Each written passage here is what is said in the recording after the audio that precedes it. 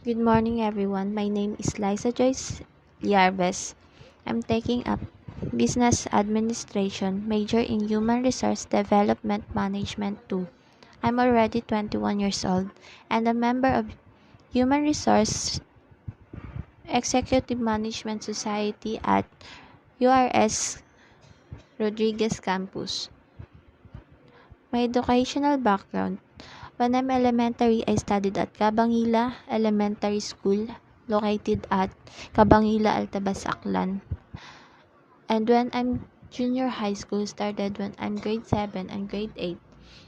I studied at Justicia Morales Young National High School in Aklan Province, and I completed my junior high school at Kasiglahan Village National High School. When I'm senior high school, I graduated at College of Arts and Sciences of Asia and the Pacific. My achievements are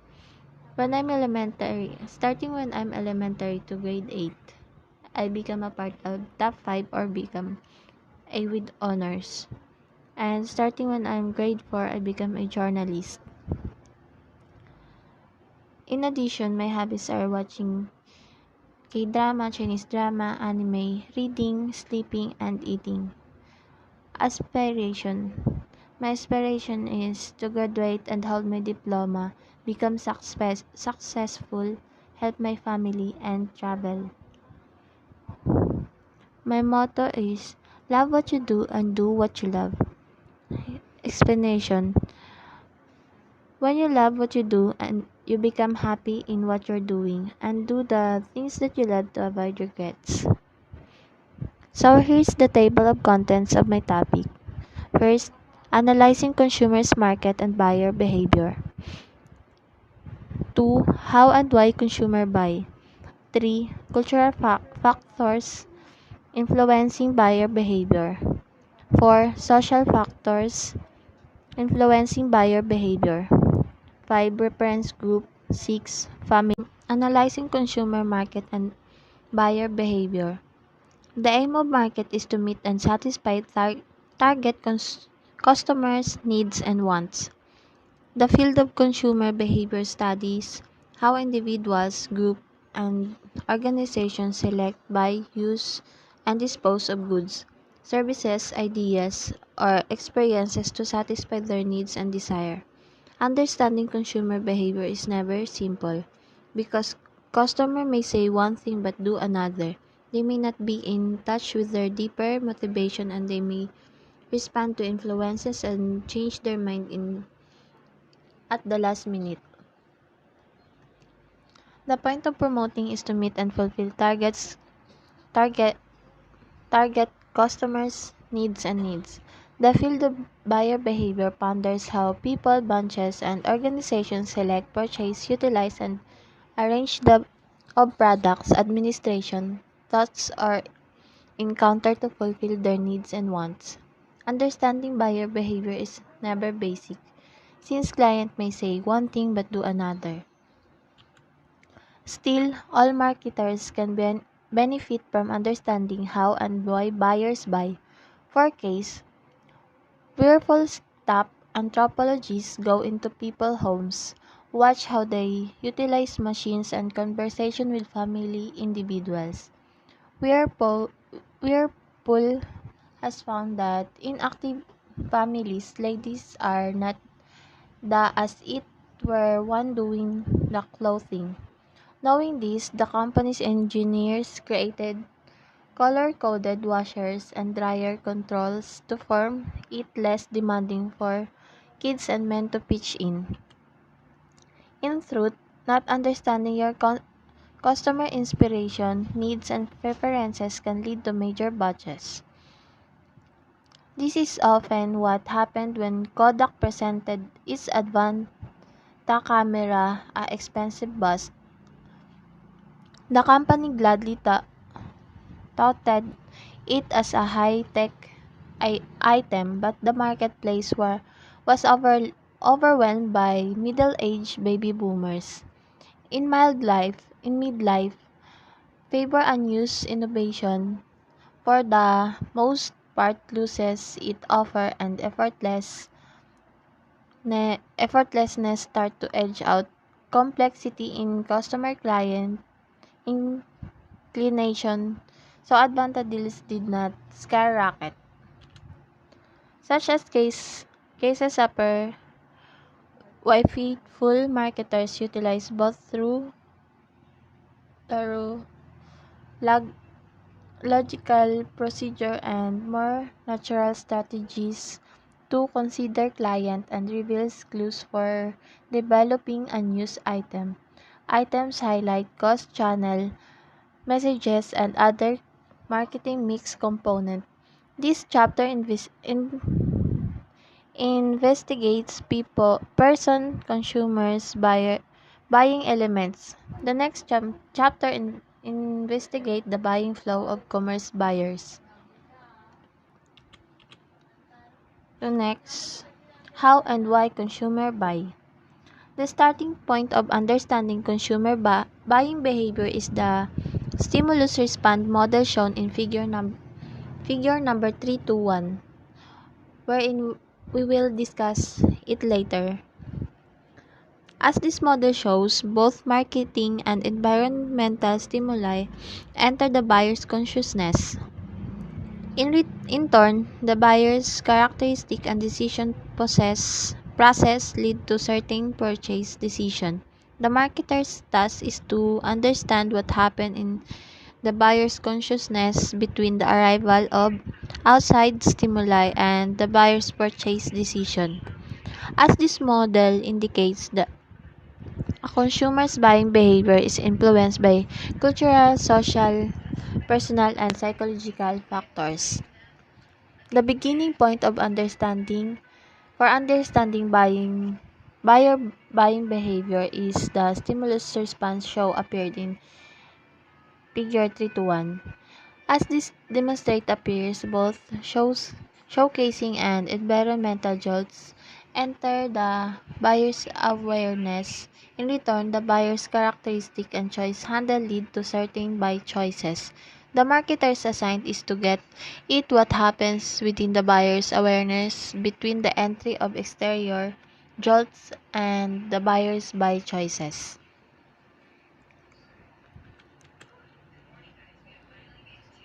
So, as as this shows, a consumer's buying behavior is affected by cultural, social, and individual and mental components. Cultural factors influencing buyer behavior. Culture, subculture, and social class are particularly important influences on consumer buying behavior. So here's the factors that can influence buyer behavior. First, the culture.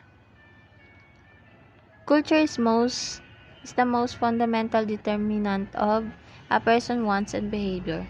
A child developing up within the joined together state is uncovered to these wide culture values. Accomplishment and victory, action, effectiveness, and common sense, progress, material consolation, independence, opportunity outside consolation, compassion, and youthfulness. And next is subculture. Each culture consists of smaller subcultures that provide more specific identification and socialization for their members. Subculture incorporate nationalities,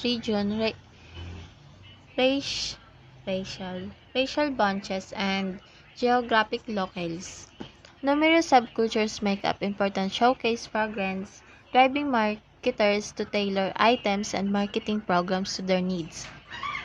Latinos per illustration, the fastest growing U.S. subcultures are focused on by Dallas-based Carnival Nourishing Store, among other marketers.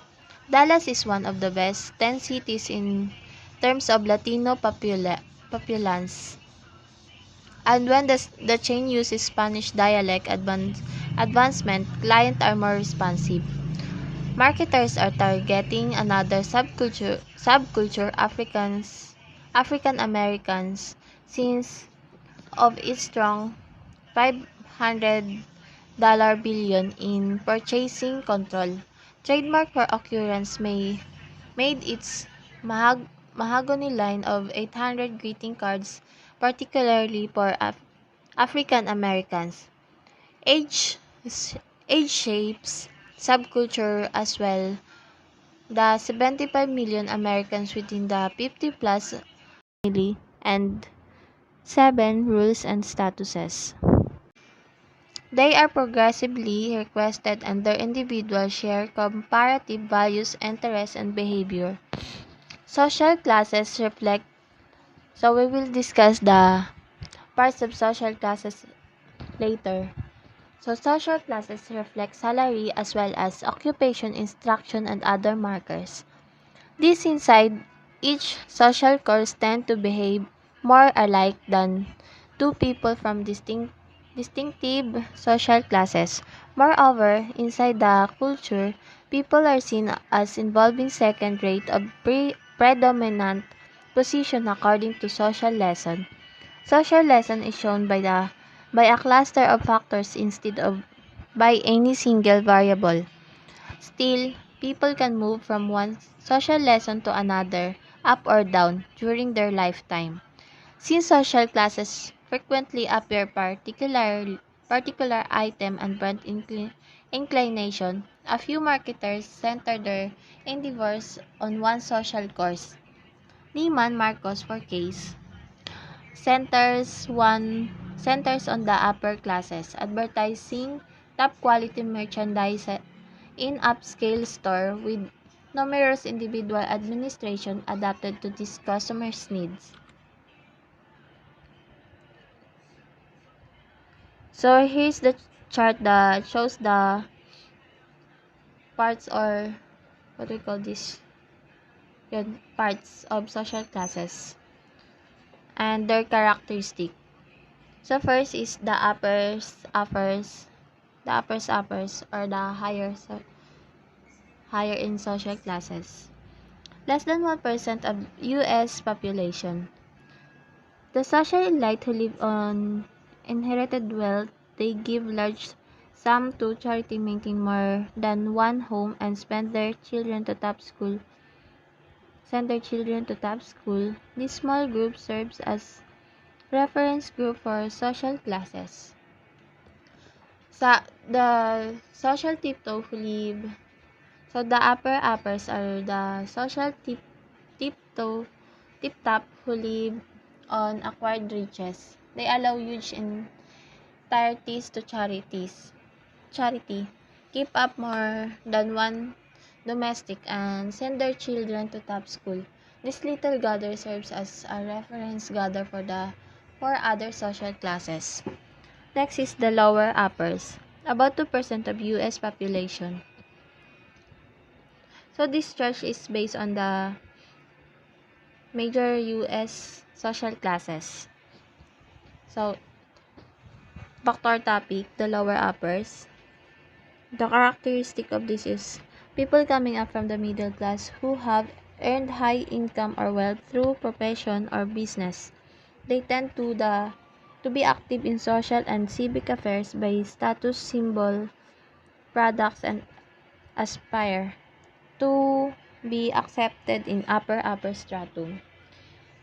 Individual in this lower uppers are coming up from the center lesson who have earned tall pay or riches through profession or commerce. They tend to be dynamic in social and civic issues, purchase status symbol items, and yearn to be acknowledged within the upper stratum. Next is the upper middle, 12% of US population. People without family status or unusual wealth who are focused on their career as professional, independent business person and corporate managers, they believe in education, are civic-minded and home-oriented. Individual in this Individual in upper middles are without family status or abnormal riches who are certain on their careers and professional independent commerce people and Corporate supervisor, they are in instruction and are civic-minded and home-oriented. Next is middle class, 32% of U.S. population. Their characteristic is average pay, white and blue-collar workers. They are often buy popular products to keep up with trends. And they believe in spending more money on worthwhile experiences for their children and aiming them toward a college education. Average pay and white and blue collar laborers. So the middle class is the average pay and white and blue collar laborers. They regularly purchase prevalent items to keep up with the trends, and they accept is investing more cash on beneficial encounters for their children and pointing them toward the college education. Next is working class, 38% of U.S. population. Their characteristic is average pay, blue-collar workers, and those who lead a working class lifestyle. They depend on relatives for economic and emotional support, job tips and assistance, and they tend to maintain sharp sex rules, division, and Ste- stereotyping. Average pay, collar, blue collar specialists, and those who lead a working class way of life. They depend on relatives for financial enthusiastic bolster, work tips and help, and they tend to perceive sharp sex rule division and stereotyping. And next is the upper lowers, 9% of the US population. Workers whose living standard is just above poverty. They perform unskilled work, are poorly paid, and are educationally deficient. So, the people in upper lowers are laborers whose living standard is far above poverty. They perform untalented work and poorly paid and are instructively deficient. Lastly is the lower lowers. People on welfare, visibly poverty-stricken and usually out of work. Some are uninterested in finding permanent work and most depend on public aid and charity for income. So people in this social class or in these lower lowers are individuals on welfare, obviously destitution stricken and usually out of work. A few are uninterested uh, a few are uninterested in finding change, less work, and the next is social factor influencing buyer behavior. In addition to culture factors and a consumer's behavior is influenced by such social factors are as reference group, family, and social rules and statuses. In expansion to social variables, a consumer's behavior is affected by social factors as reference bunches, family, and social person statuses. Next is reference group. Reference group consists of all the groups that have a direct face-to-face or indirect influence on a person's attitude or behavior. Groups that have the direct influence is a person are called membership group. So the membership group is primary membership group and secondary groups. Some primary membership groups are family, friends, neighbors, and co-workers with whom individuals interact fairly continuously and informally.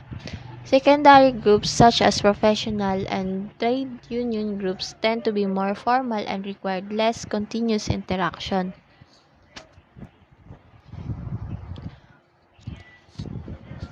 Reference bunches expose people to unused behavior and way of ways of life, impact demeanors and self-concept, and create pressure for congruity, which will influence item and brand choices.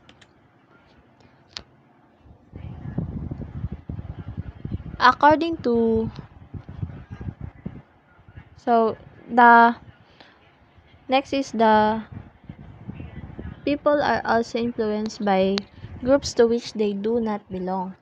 Aspirational groups are those that people hopes to join.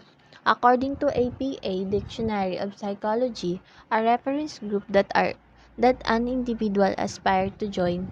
An aspirational group may be an actual group characterized by interaction and interpersonal structures. For example, professional association, a sport team, or an aggregation of individuals who are thought to possess one or more shared similarities like the rich and intellectuals. And these associative groups are those whose values or behavior are individual rejects. So while according to the Common Language Marketing Dictionary, dissociative group addition a dissociative group is a reference group that an individual does not want to join or be similar to.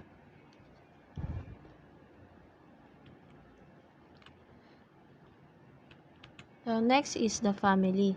The family is the most important consumer buying organization in society, and it has been researched extensively.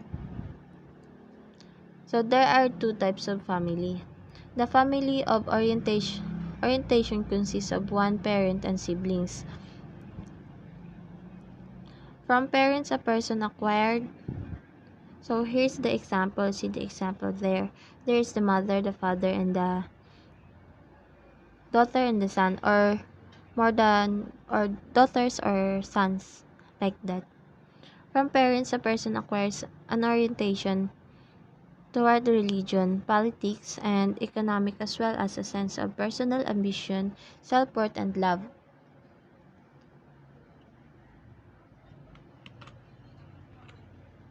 And next is a more direct influence on the everyday buying behavior of an adult is the family of procreation, namely one spouse and the children. So here's the example. This is the mother, the father, and the child. Is just a one child. So the first is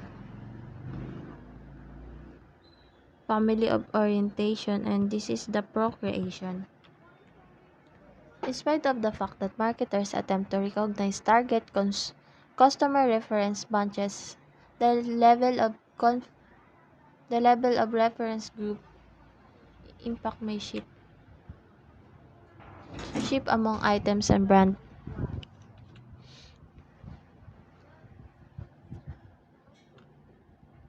So the family is the foremost critical consumer buyer organization in society, and it has been investigated intensively.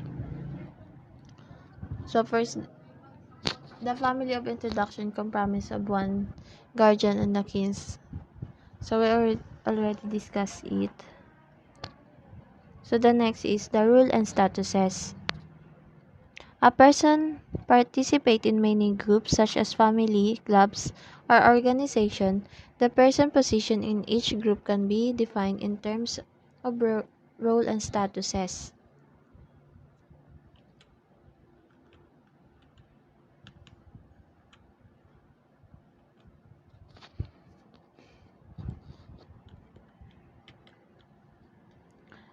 The rule consists of activities that a person is expected to perform.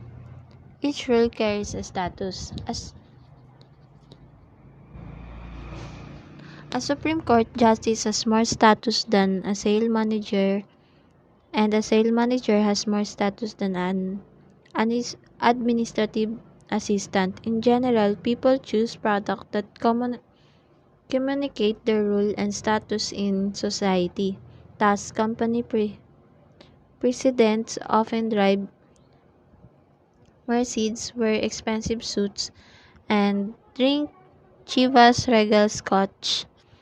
Savvy marketers are aware of the status symbol potential of products and brands. A Supreme Court equity has more status than a chief, and a deal chief has more status than an authoritative right hand. In common, individuals select items that communicate their part and status in society. So, hence the company president regularly drive the Mercedes and wear costly suits and drink Chivas superb scotch. And Android marketers are aware of the status image potential of their items and brands. That's all. Thank you. My personal information. Hi, I am Chrisnet Cruz, a student of PSBA HRDM2, and I am 21 years old. My hobbies are playing online games, playing table tennis, and browsing social media all day. My educational background. I studied elementary school at San Jose Elementary School. I studied junior high at San Jose National High School. I also studied senior high at College of Arts and Sciences of Asia and the Pacific. And until today, I studied at University of Rizal System. My achievement. I complete math class in grade 7. I am also one of the most outstanding student in grade 8. I become one of the representative for playing table tennis from grade 6 until grade 9. Until today, my greatest achievement was to become a mother. Aspiration. My aspiration in life was to become financially stable. My motto in life is better than late than never, because I've learned that it's okay to be late, at least you gain experience and still continue what you have missed in life. Let's proceed to my topic. My topic is personal factors influencing buyer behavior, and inside this is age and stage in the life cycle, occupation and economic circumstances, lifestyle, personality, and self-concept. Personal factors influencing buyer behavior. It is a buyer's decision that influenced by personal characteristic. This includes the buyer's age and stage in the life cycle, occupation and economic circumstances, lifestyle, personality, and self-concept. When we say personal factors, ito yung mga pansarili mong dahilan. Sarili mong kagustuhan kung bakit ganyan, bakit ito, bakit ayan yung napili mong bilhin nasa buyer. So later on, I will discuss those personal factors. Age and stage in the life cycle. Stages in life. Infants are 6-year-old, toddler 2 to 4-year-old, child 6 to 12 years old, teen 13 to 19 years old, adult 20 to 39 years old, middle-aged adult 40 to 59 years old, senior adult 60 and above. People buy different goods and services over a lifetime. They eat baby foods in the early year, most food in the growing and mature years, and special diet in the later years. Taste in clothes, furniture, and recreation is also age-related, which is why smart marketers are attentive to the influence of age. When we say age and stage, ito yung mga kailangan mong bilhin according to your age. Example, ako as an adult, I will buy things that accurate in my age. Alangan naman bumili ako ng pambatang damit eh hindi naman kasya sa akin. Or vice versa, hindi ako bibili ng pangmatandang damit para sa baby ko kasi alam kong hindi kasya. One of the examples of this is in supermarket. There are separated items for meat, seafood, and baby needs. This will help buyers to identify which area yung pupuntahan nila.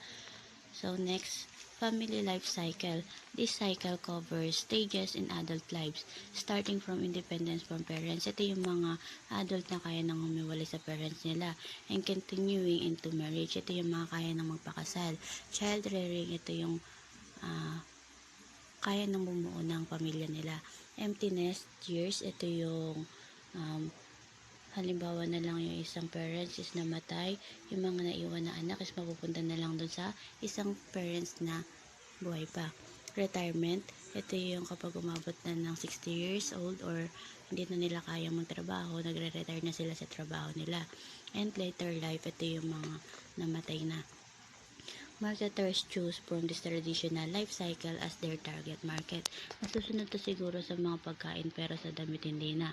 For example na lang, dito sa public market natin, yung mga damitan dito yung isang stall, meron ng pangbata, meron na rin pang matanda, meron na rin yung damit na pang lalaki, meron na din yung damit na pang babae.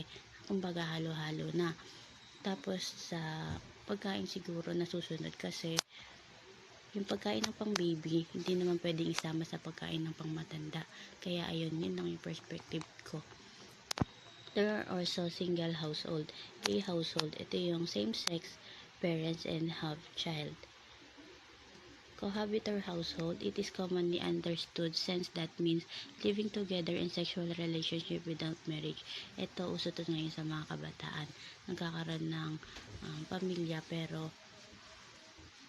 ng pamilya tapos hindi pa sila kasal. Economic circumstances. Product choices is greatly affected by consumers' economic circumstances. Spendable income, amount money left after you meet your tax responsibilities. Savings asset, cash on hand is the most liquid asset followed by funds you can withdraw from bank accounts. Attitude towards spending versus savings. Mahirap to lalo na kapag gusto mong mag-ipon. Tapos may nakita kang bagay na gusto mong bilhin. Mapapabili ka talaga. Lifestyle. A lifestyle is the person's pattern of living in the world as expressed in activities, interests, and options. Lifestyle portrays the whole person interacting with his or her environment. When we say lifestyle, ito yung paraan kung paano ka mamuhay, kung paano mo i-express yung sarili mo in your own way. Example, talent as an intangible lifestyle. As of now, dancing is very popular because of TikTok. This is one way of expressing yourself. Kasi kahit patanda o bata ginagawa ang TikTok. Computer as an tangible lifestyle. Those live streamer, they express themselves through live stream. Psychographics is the science of measuring and categorizing consumer lifestyle. One of the most classification based on psychographic measurement in SRI, International Value and Lifestyle or VALS framework. The major tendencies of this group: actualizers, successful, sophisticated, active, take charge. People who purchase often reflect cultivated taste for relatively upscale, niche-oriented product. Fulfilled, matured, satisfied, comfortable, and reflective people. People who favor durability, functionality, and value in product. Achievers, successful, career, and work-oriented consumers. Consumers who favored established prestige product that demonstrate success. Experiencers, young, vital, enthusiastic, impulsive, and rebellious. People who spend much of their income on clothing, fast food, music, movies, and videos. Believers, conservative, conventional, and traditional people. People who favored familiar product and established brands. Strivers, uncertain, insecure, approval seeker, resource constrained. Consumer who favored stylish products that emulate the purchases of wealthier people. Makers, practical, self-sufficient, traditional, and family-oriented. People who favored products with a practical or functional purpose, such as tools and fishing equipment. Strugglers, elderly, resigned, passive, concerned, and resource-constrained. Consumers who are cautious and loyal to favorite brands. Personality and self-concept. Personality. Each person has a distinct personality that influences his or her buying behavior. By personality, we mean a person distinguishing psychological characteristics that lead to relatively consistent and enduring responses to his or her environment.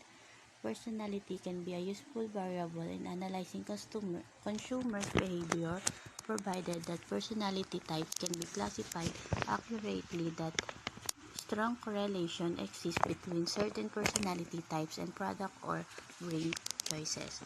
Personality: to understand a buyer needs and convert them into customers in the main purpose of the customer's behavior study. To understand the buyer habits and his priority, it is required to understand and know that personality of the buyers. It helps the marketers in deciding when and how to promote the product. Self-concept or self-image is related to personality.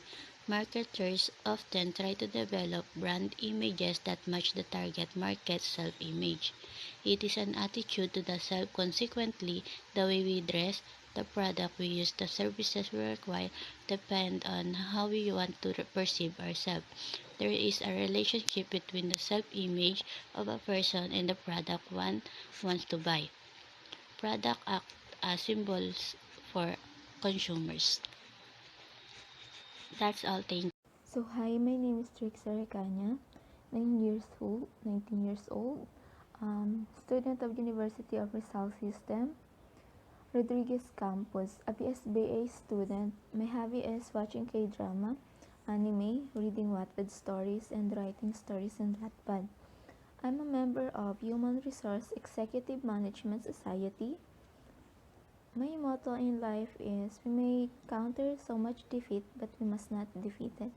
So for me, this means is we may encounter so much defeat in life, but don't give up. Don't let that defeat be the reason to ruin our dreams. Maybe defeat is a part of life so that we can get to know ourselves better and be more stronger. My aspiration is to be an HR manager and head chef.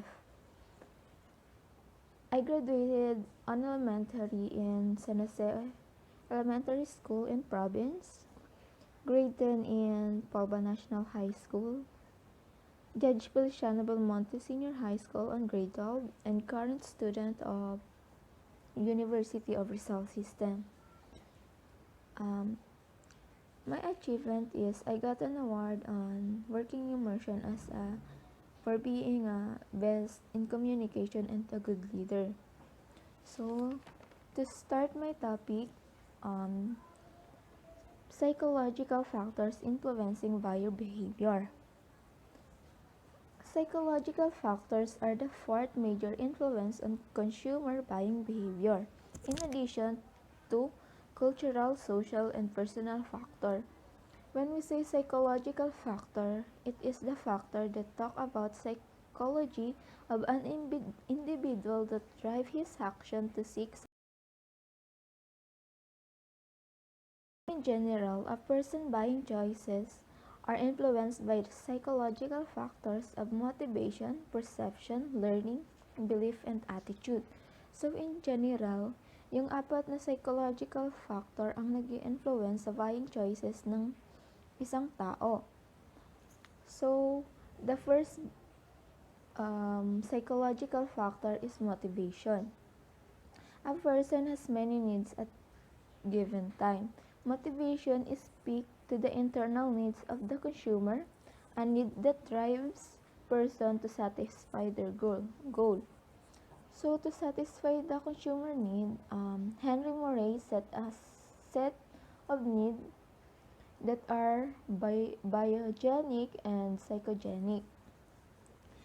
Biogenic, they arise from sociological state of tension such as hunger, thirst, and discomfort. Biogenic refers to the psychological state like food, clothes, and shelter, while the psychogenic is psychological state which is like achievement, esteem, and emotional stability. A need to become a motive when it aroused to sufficient level of intensity. That level of intensity pressing the person to act caused by the sufficient motives. And there are three psychologists have developed theories of human motivation. Um, the three theorists are Sigmund Freud, Abraham Maslow, and Frederick Hirschberg is so the first theorist is Freud theorist. Sigmund Freud assumed that na yung psychological force ng asal ng tao is mahirap i-define such as hidden desire and motivation. So, yung tao daw na yon is hindi agad may intindihan yung sarili niyang motivation. A technique called laddering can be used to trace a person's motivation from the state instrumental ones to the more terminal ones. Meron siyang technique na para daw matrace yung isang motivation ng tao, which is laddering. Laddering is makakatulong para matrace yung motivation ng isang tao from higher to lower level of attraction. As stated on Freud theory, brand can trigger the emotion of the buyer. The second one is Abraham Maslow theory. Maslow described how much person has a set of basic needs which once satisfied will no longer motivate behavior. In his theory, he explained why people are driven by particular needs. Maslow theory helped marketers understand how various products fit into the planned goal and life of customer. He stated that the lower down in the hierarchy must be satisfied before to attend the need of a higher up hierarchy. Maslow theory is all about human motivation.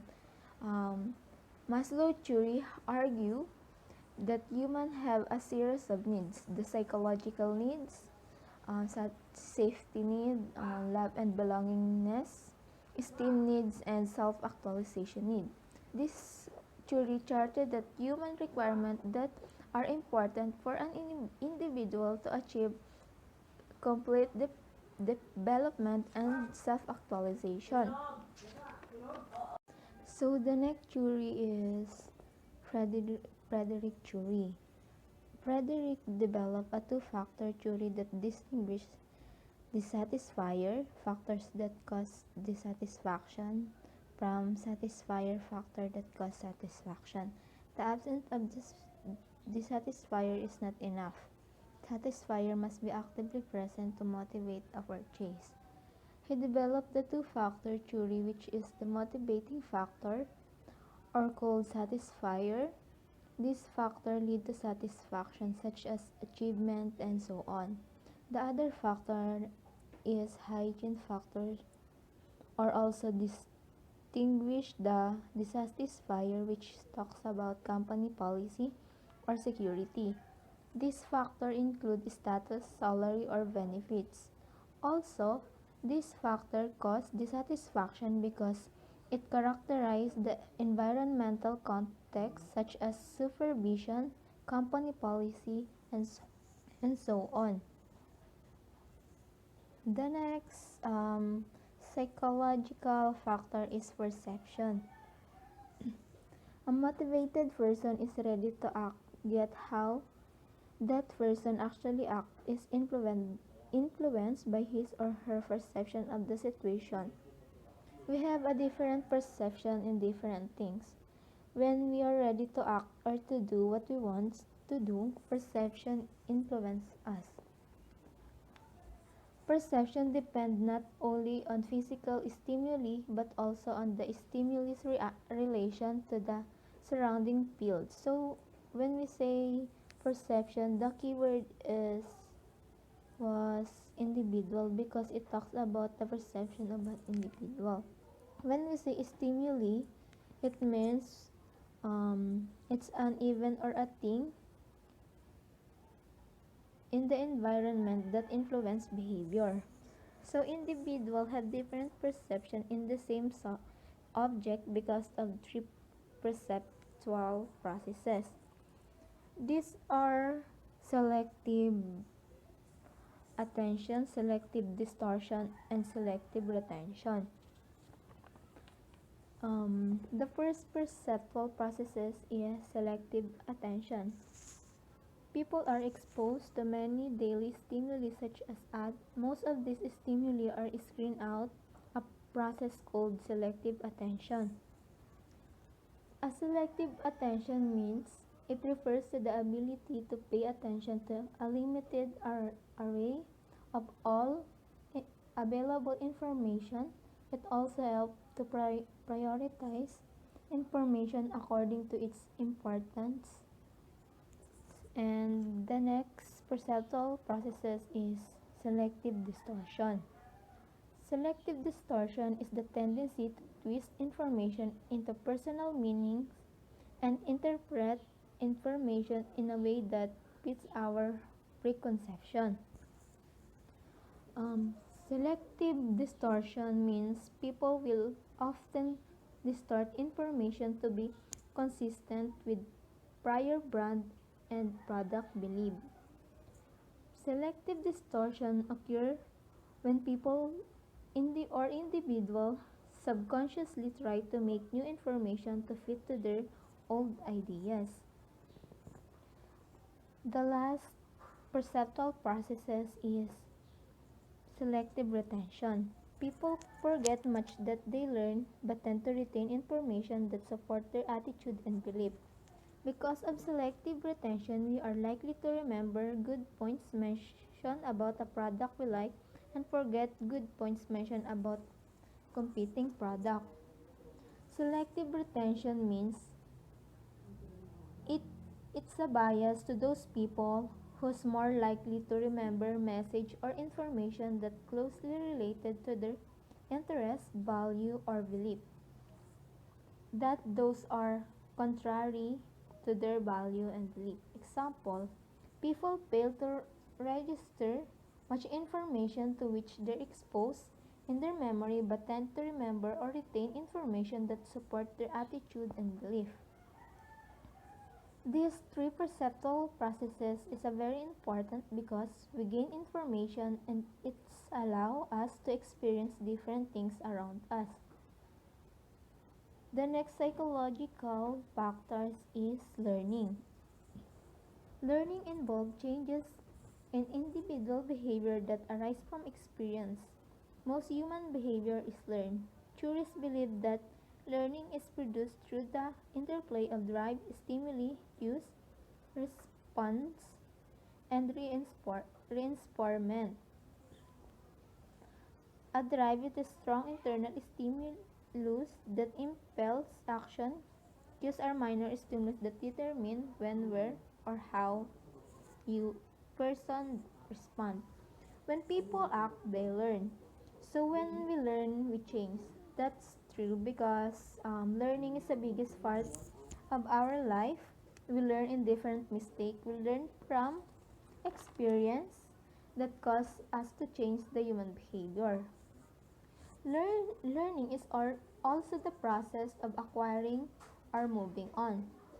So according to the theories, they believe that learning is produced through the interplay of drives, cues, and stimuli, which is true. Learning theory is a body of psychological research that describe how people modify their behavior as a result of personal experience.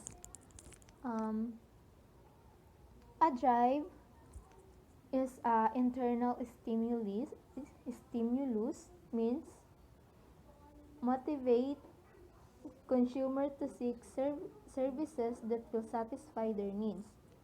Cues means if the experience is renewal, consumer response will be reinforced. So the next one is belief and attitude. Through doing and learning, people acquire belief and attitude that in turn influence buying behavior. A belief is a descriptive thought that a person holds about something. Belief and attitude influence buying behavior. Iba-iba yung paniniwala ng bawat tao sa iba't ibang bagay. Ang paniniwala na yon ay pwedeng dahil sa opinion or nakikita sa iba. So particularly, belief has a huge effect on buying behavior. Attitude are just important as belief are influencing buying behavior. An attitude is a person enduring favorable or unfavorable evaluation, emotional feelings, and action tendency towards some object or idea. People have attitude toward almost everything: religion, politics, clothes, music, and foods. Like belief, attitude is also important for influencing buying behavior. Consumer attitude basically comprises a belief toward, feeling toward, and behavioral intention towards some object. Attitude can positively or negatively affect person behavior as well as buying behavior. Attitude are often the result of experience or upbringing, and they can have powerful influence over person behavior because attitude is a economize on energy and thought. They are very difficult to change, but changes of a single attitude may require major adjustment. The next one is the consumer buying decision process. Marketers have to go beyond the various influence on buyer and development and depth understanding of how consumers actually make their buying decision.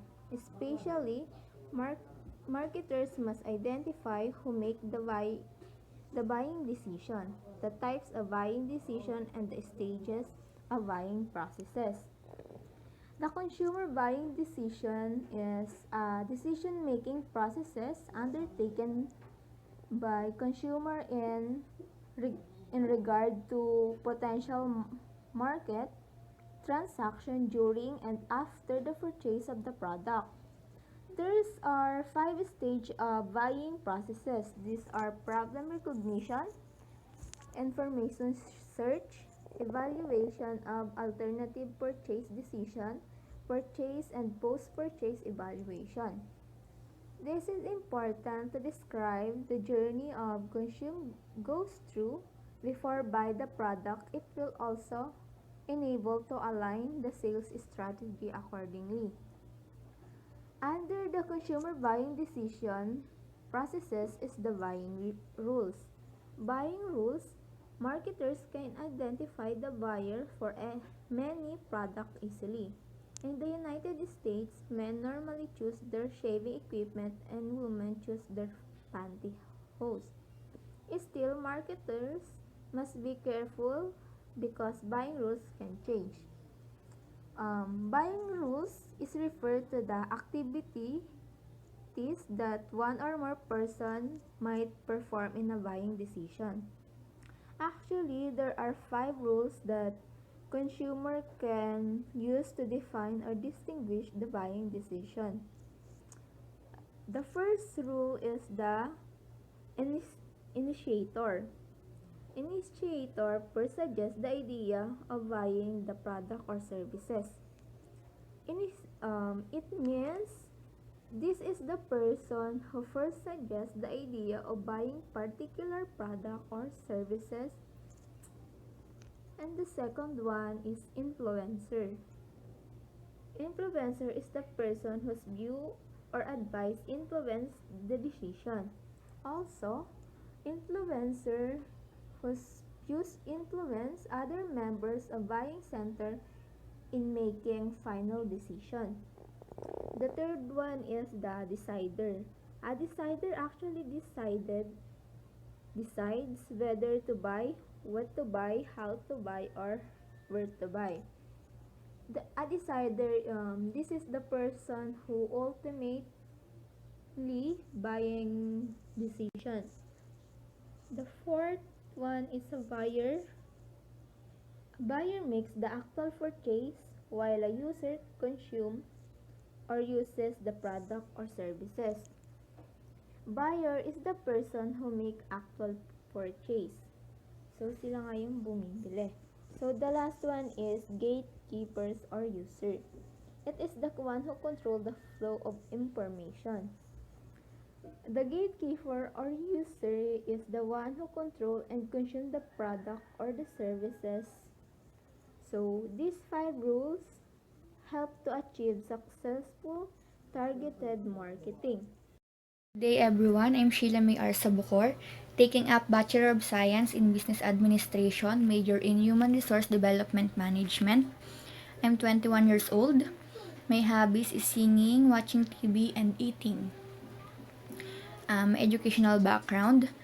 I graduated grade 6 at South Bill-8 Elementary School. I completed grade 10 at South Bill-8 National High School. And I graduated grade 12 at Center for Positive Futures INC. So my achievements with honors, grade 10 and grade 12. So my aspiration, I want to wear a black toga and hold my future diploma. So finishing my studies is my first and foremost aspiration as of now, and the rest would follow. So my motto in life, my life may not be going the way I planned it, but it is going exactly the way God planned it. So I dreamed the life of others, but little did I know, my life is more beautiful and exciting.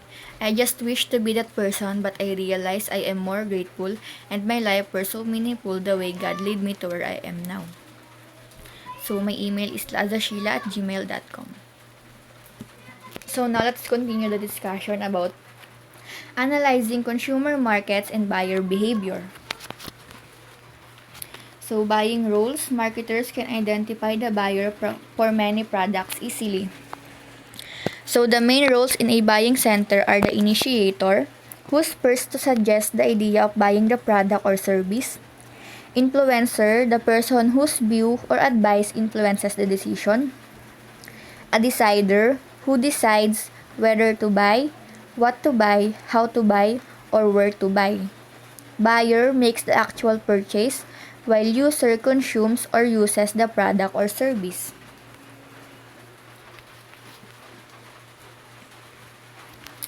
Next, buying behavior. Marketers also need to be aware that consumer decision-making varies with the type of buying decision. So, the decision to buy toothpaste, a tennis racket, a personal computer, and a new car are all very different. In general, complex and expensive purchases are likely to involve more buyer deliberation and more participations. So, there are 4 types of consumer buying behavior. So, the first type is complex buying behavior. Occurs when the consumer is highly involved with the purchase and when there are significant differences between brands. This behavior can be associated with the purchase of a new home or a personal computer. Buyers may not know what attributes to consider in this product, so they do research. Knowing this, marketers can help educate buyers about product attributes, differentiate and describe the brand's features, and motivate store personnel and others to influence the final brand choice. So next is the dissonance-reducing buyer behavior. So this occurs when consumer is highly involved but sees little difference between brands. This is likely to be the case with the purchase of a lawnmower or a diamond ring.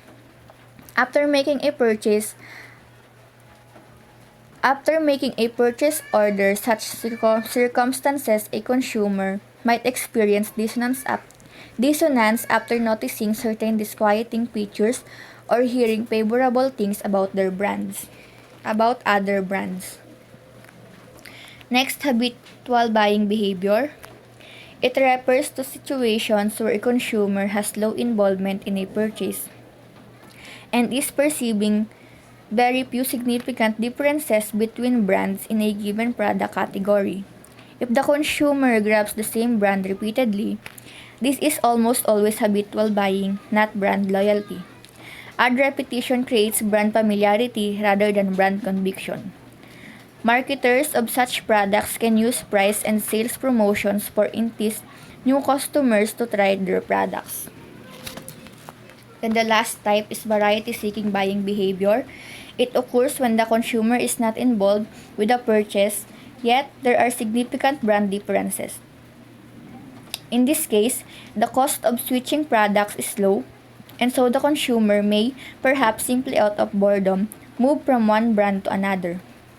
Challenger firms will encourage variety seeking by offering lower price coupons, free samples, and ads that offer reasons for trying something new.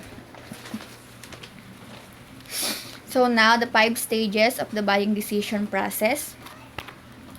In addition to examining buying rules and behaviors, smart companies research the buying decision process involved in their product category. So the 5-stage model of the typical buying process, starting with problem recognition, the consumer passes to the stages of information search, evaluation of alternatives, purchase decision, and post-purchase decision. As this model demonstrates, the consumer buying process starts long before the actual purchase and has consequences long afterward. Although the model implies that consumers pass sequentially through all the stages in buying a product, consumers sometimes skip or reverse some stages. However, we use this model because it captures the full range of considerations that arise when a consumer faces a highly involving new purchase.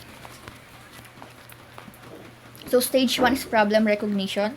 The buying process starts when the buyer recognizes a problem or need. This need can be triggered by internal stimuli such as feeling hunger or thirst, or external stimuli such as seeing an ad that then becomes a drive. By gathering information from a number of consumers, marketers can identify the most frequent stimuli that spark interest in a product category. They can then develop marketing strategies that trigger consumer interest and lead to the second stage in the buying process. So the stage 2 is information search. An aroused consumer who recognizes a problem will be inclined to search for more information. So there are 2 levels of arousal. The first is heightened attention. A person simply becomes more receptive to information about a product. The number 2, active information search. A person surfs the internet, talks with friends, and visits stores to learn more about the product. So we have consumer information sources, or personal sources, which is family, friends, neighbors, acquaintances. Then commercial sources, which is advertising, websites, salespersons, dealers, packaging, and displays. Then public sources, we have mass media, consumer rating organizations. And experiential sources, the handling, examining, using the product. So the consumer usually receives the most information from commercial, marketing-dominated sources, although the most influential information comes from personal sources. Then, through gathering information, the consumer learns more and more about competing brands. The first box shows the total set of brands available to the consumer. So, the individual consumer will come to know only a subset of these.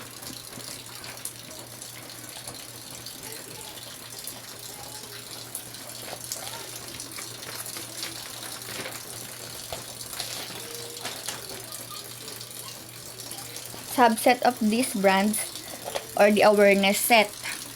So some of these brands will meet initial buying criteria or the consideration set. As the person gathers more information, only a few brands will remain as strong contenders, which is the choice set.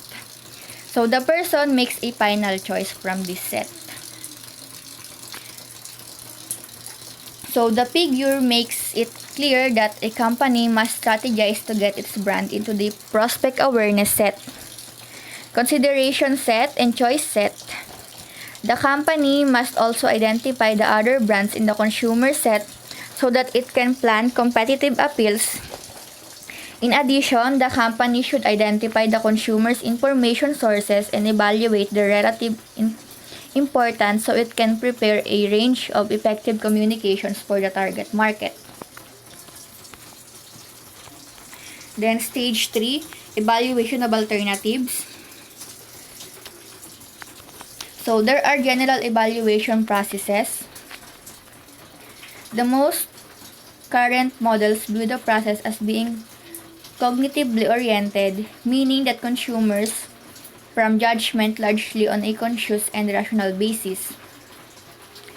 Then, once the consumer has conducted an information search, how does he or she process competitive brand information and make a final judgment?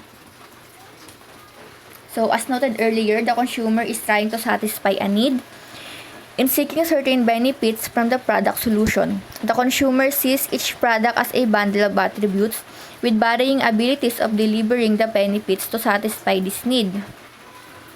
So, for example, the attributes suit in a camera might be picture sharpness, camera size, and price. So, in the course of evaluating alternatives, the consumer develops a set of brand beliefs about where each brand stands on each attribute. The set of beliefs about a particular brand, which make up the brand image, will vary with the consumer's experiences as filtered by the effects of selecting perception, selective distortion, and selective retention. So, in the case of computers, manufacturer might redesign the computer, a technique called real repositioning. So, in this, we have alter consumer beliefs about the brand, the psychological repositioning, alter consumer beliefs about competitors' brand, the competitive depositioning, alter the importance weight, to persuade buyers to attach more importance to the attributes in which the brand excels. Call attention to neglected attributes such as styling, and shift the buyer's ideals to persuade buyers to change ideal levels on one or more attributes.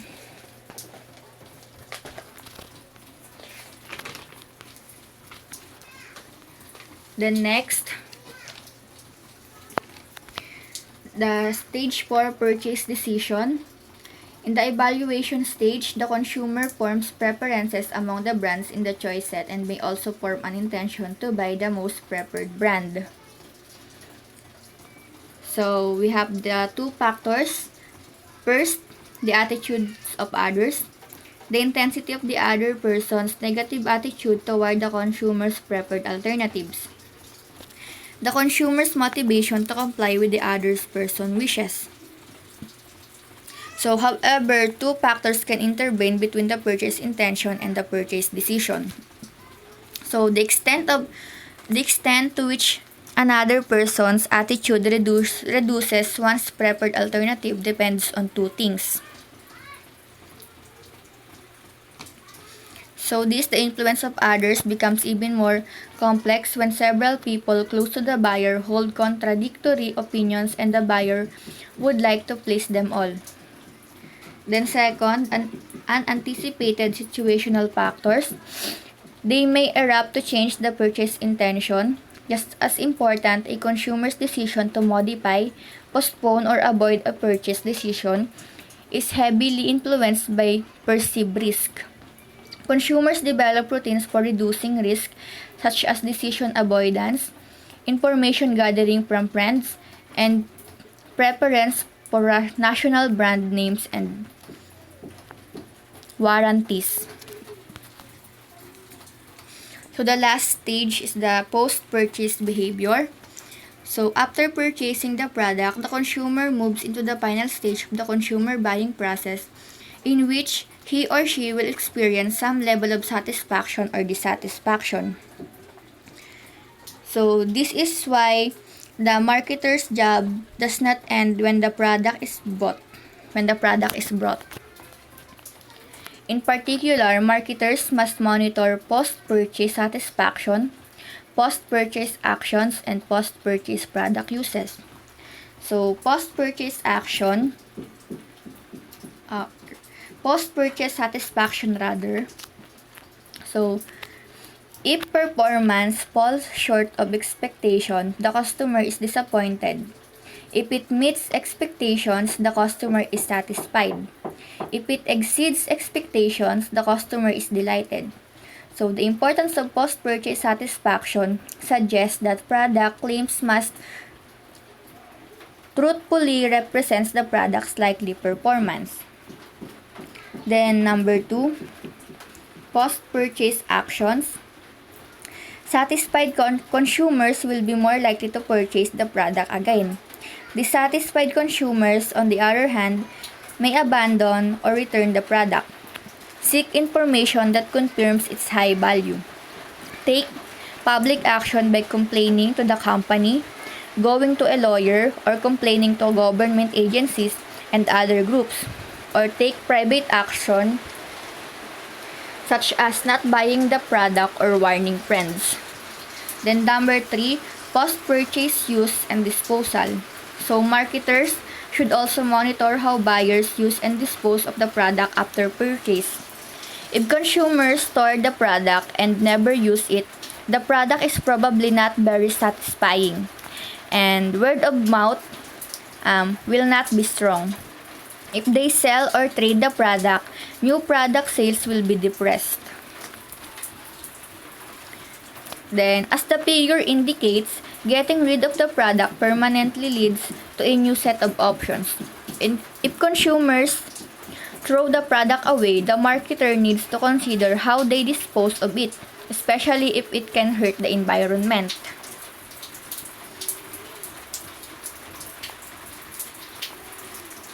So, to sum it up, analyzing consumer markets and buyer behavior, the aim of marketing is to meet and satisfy target customers' needs and wants. The field of consumer behavior studies how individuals, groups, and organizations select, buy, use, and dispose of goods, services, ideas, or experiences to satisfy their needs and desires. Thank you for listening. Keep safe always.